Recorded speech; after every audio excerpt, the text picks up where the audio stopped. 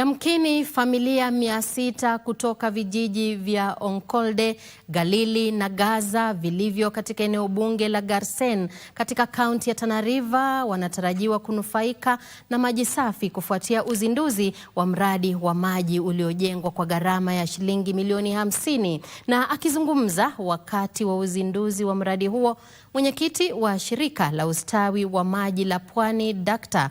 Daniel Katama alisema mradi huo ni sehemu ya ajenda ya serikali ya kuboresha upatikanaji wa maji kwa wananchi kote nchini. Mradi huo utawanufaisha wakazi waliohamishwa maeneo ya juu ambako huduma za kimsingi ni haba kufuatia mafuriko ya mara kwa mara katika maeneo yaliyo karibu na mto Tana.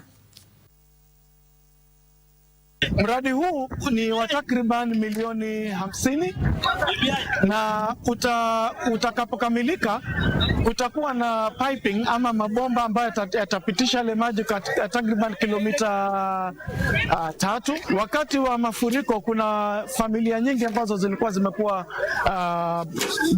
displaced. Sasa kwa vile walihamishwa sehemu hizi hazina maji kwa sababu kule walikuwa wamezoea kukaa karibu na ule mto.